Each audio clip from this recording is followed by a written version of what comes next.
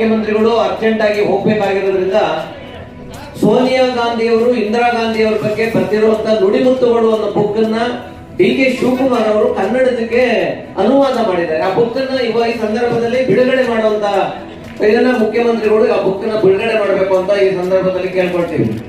ಡಿ.ಕೆ. ಶಿವಕುಮಾರ್ ಅವರು ಕನ್ನಡಕ್ಕೆ ಅನುವಾದ ಮಾಡಿರುವಂತ ಪುಸ್ತಕ ಇಂದಿರಾ ಗಾಂಧಿ ಅವರ ಬಗ್ಗೆ ಸೋನಿಯಾ ಗಾಂಧಿ ಅವರು ಬರೆದಿರುವಂತ ನುಡಿಮುತ್ತುಗಳು ಅನ್ನೋ ಪುಸ್ತಕವನ್ನ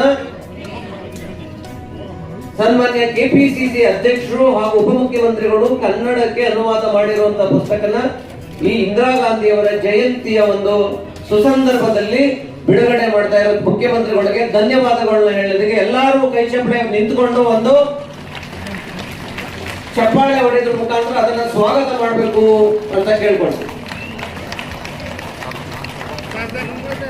ಹಾಗೆ ಇವತ್ತಿನ ಈ ಒಂದು ಕಾರ್ಯಕ್ರಮವನ್ನ ಈಗ ನಮ್ಮ ಜಿಲ್ಲಾಧ್ಯಕ್ಷರಾದಂತ ಹನುಮಂತರಾಯಪ್ಪನವರು ಸ್ವಾಗತ ಕೊಡಬೇಕು ಪ್ರತಿಯೊಬ್ಬರಿಗೂ ಅಂತ ನಾನು ಕೇಳ್ಕೊಳ್ತೇನೆ. ಸರ್ ಎಲ್ರಿಗೂ ನಮಸ್ಕಾರ.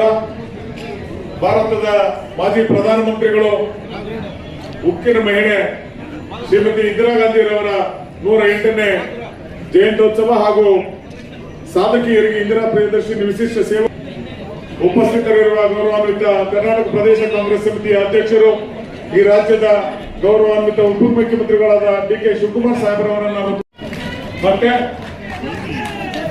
ಕಾರ್ಯಾಧ್ಯಕ್ಷರು ಆತ್ಮೀಯರಾದ ಜಿ.ಸಿ. ಚಂದ್ರಶೇಖರ್ ಅವರನ್ನ ಈ ಸಮಾರಂಭಕ್ಕೆ ಪೂರ್ವಕವಾಗಿ ಸ್ವಾಗತವನ್ನು ಬಯಸ್ತಾ ಇದ್ದೇನೆ. ಈ ಕಾರ್ಯಕ್ರಮಕ್ಕೆ ಗುಜರಾತ್ನ ರಾಜ್ಯದ ಮಾಜಿ ವಿಧಾನಸಭೆಯ ಮಾಜಿ ವಿರೋಧ ಪಕ್ಷದ ನಾಯಕರು, ನಮ್ಮ ಕಾಂಗ್ರೆಸ್ ಪಕ್ಷದ ಹಿರಿಯರಾದಂತ ಈ ಕಾರ್ಯಕ್ರಮಕ್ಕೆ ಹೃತ್ಪೂರ್ವಕವಾಗಿ ಸ್ವಾಗತವನ್ನು ಬಯಸ್ತಾ ಇದ್ದೇನೆ. ಸನ್ಮಾನ್ಯ ವಿನಯ್ ಕುಮಾರ್ ಸರ್ಕೇರ್ ಅವರು ಕರ್ನಾಟಕವಾಗಿ ಸ್ವಾಗತವನ್ನು ಬಯಸ್ತಾ ಇದ್ದೇನೆ. ಎಐಸಿಸಿಯ ಕಾರ್ಯದರ್ಶಿಗಳು, ನಮ್ಮ ರಾಜ್ಯದ ಮಾಜಿ ವಿಧಾನ ಪರಿಷತ್ ಸದಸ್ಯರು, ಸಂಸತ್ ಸದಸ್ಯರಾದ ವಿ.ಎಸ್. ಉಗ್ರ, ರಾಜ್ಯದ ಗ್ಯಾರಂಟಿ ಸಮಿತಿಯ ಅಧ್ಯಕ್ಷರು, ಮಾಜಿ ಸಚಿವರಾದ ಎಚ್.ಎಂ. ರೇವಣ್ಣ ಸಾಹೇಬರವರಿಗೆ ರಾಜ್ಯ ಮಹಿಳಾ ಕಾಂಗ್ರೆಸ್ನ ಅಧ್ಯಕ್ಷರು, ಮಾಜಿ ಶಾಸಕರಾದ ಮಾಜಿ ಸಂಸತ್ ಸದಸ್ಯರು, ಉತ್ತಮರಾದಂತ ಸನ್ಮಾನ್ಯ ಶ್ರೀ ಸ್ವಾಗತವನ್ನ ಬಯಸ್ತಾ ಇದ್ದೇನೆ. ಇವತ್ತಿನ ವಿಶಿಷ್ಟ ಇಂದಿರಾ ಪ್ರಿಯದರ್ಶಿನಿ ವಿಶಿಷ್ಟ ಸೇವಾ ಪ್ರಶಸ್ತಿಗೆ ಮುಖಂಡರು, ಬೆಂಗಳೂರಿನ ಮಾಜಿ ಮಹಾಪೌರರು ಆದಂತ ಹೃತ್ಪೂರ್ವಕವಾಗಿ ಸ್ವಾಗತವನ್ನು ಬಯಸ್ತಾ ಇದ್ದೇನೆ. ಹಿರಿಯರಾದಂತ ಸಹೋದರಿ ಶ್ರೀಮತಿ ವಾಸಂತಿ ಶಿವಣ್ಣರವರನ್ನ, ಲೇಖಕಿಯರು ಆದಂತ ಹಿರಿಯರಾದಂತ ಬಿ.ಟಿ. ಲಲಿತಾ ನಾಯಕರವರಿಗೆ ಹೃತ್ಪೂರ್ವಕವಾಗಿ ಸ್ವಾಗತವನ್ನು ಬಯಸ್ತಾ ಇದ್ದೇನೆ. ದುರ್ಗಿ ಅಂತ ಹೇಳೋದಲ್ಲದೆ ಉಕ್ಕಿನ ಮಹಿಳೆ ಅಂತ ಹೇಳೋದು ಅನ್ನೋದನ್ನ, ಯಾಕೆಂದ್ರೆ ಅವ್ರ ಬಾಯಲ್ಲಿ ಬಂದ್ರೆ ನಾವು ಜ್ಞಾಪಿಸ್ಕೊಳ್ತಾ ಇರಬೇಕು, ಮರಿತಾ ಇರ್ತೇವೆ. ಆದ್ರೆ ಇಂಥವೆಲ್ಲ ಮರೆಯಕ್ಕೆ ಆಗದೆ ಇರುವಂತ ವಿಷಯಗಳು ಅಂತ ಹೇಳಿ ಬಹಳ ಸಂತೋಷ.